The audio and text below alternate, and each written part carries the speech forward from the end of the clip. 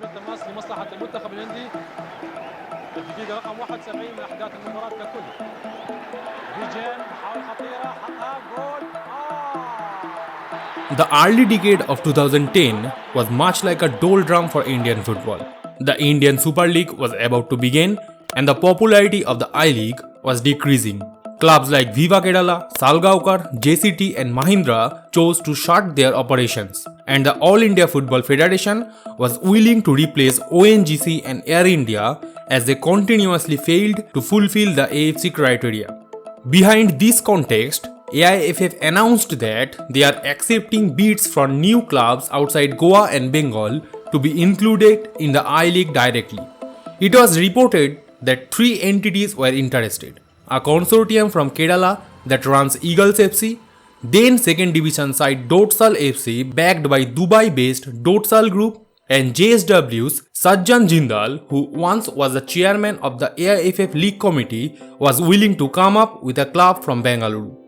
On 28th May 2013, JSW owned the rights and was ready to enter directly in the I-League 2013-14 season. 2 months later, Bengaluru FC was launched. The group also promised to set up an academy and a new infrastructure in Bangalore. The new infrastructures were also aimed to be used during the Under-17 World Cup. JSW had a special agreement with AIFF that said no other side from Bengaluru will be rewarded with direct entry to the country's top league until 2018, and also with 3 years exemption from relegation. Unethical or ethical, that's debatable, but it gave BFC extra oxygen for sure. Setting up a team with much enthusiasm and getting a reality check after losing more, earning less is a common scenario in India.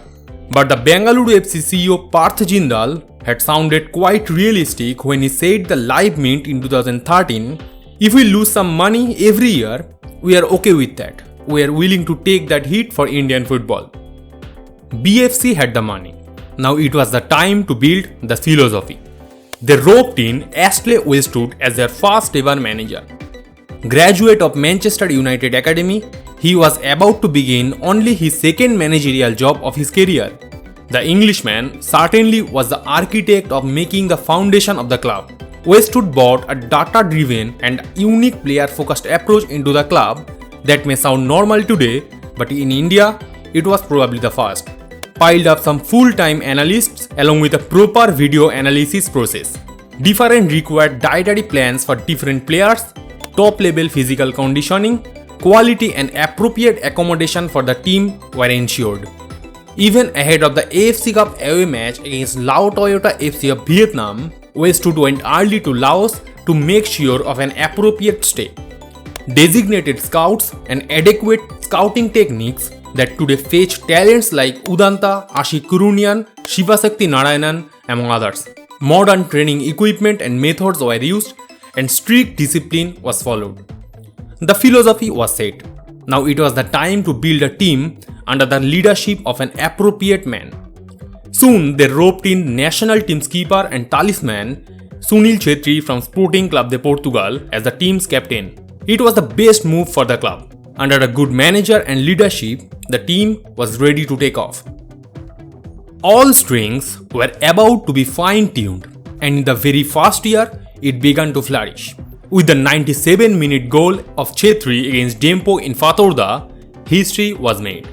They clinched the I-League in their debut season.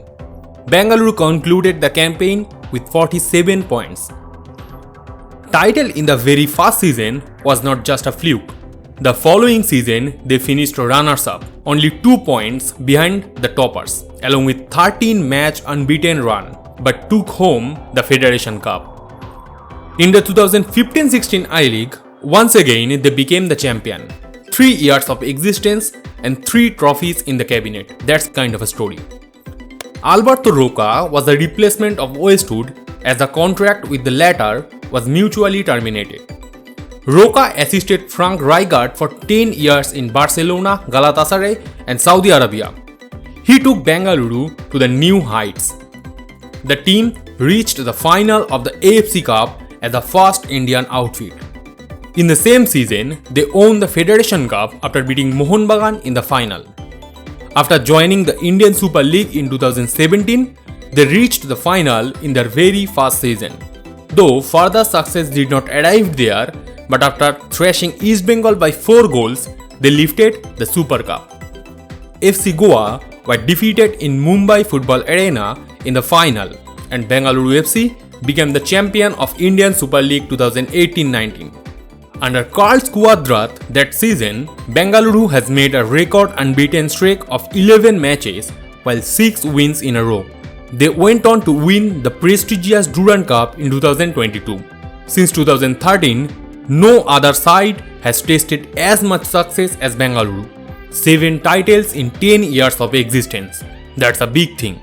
On top of that, they have played a total of 53 matches in the Asian competitions, only behind East Bengal in the same bracket. But with 30 wins in their bag, Bengaluru are in the prime in India. Bengaluru is one of those few top-flight clubs that has a residential academy, established in 2016. Football is not just about business. In this game, the primary thing is the community. And Bengaluru FC are one of those rare entities in the top division of Indian football who puts the fans first. From open training sessions, available merchandise in the stadium, to partnering with local NGOs, the club's fan engagement policy and organic growth in popularity is kind of a model. The tifos, vibrant chants and the ultras flavor marks the presence of the West Block Blues in the stands. The rise of Bengaluru FC is nothing less than a blessing for Indian football. With the professionalism, competitiveness and fan culture they have brought in recent years, is a benchmark for other clubs indeed. And as a fan, no matter which club you support, for the sake of Indian football, you will love the rise of Bengaluru FC, right? What's your opinion? Let us know in the comment section. Thank you.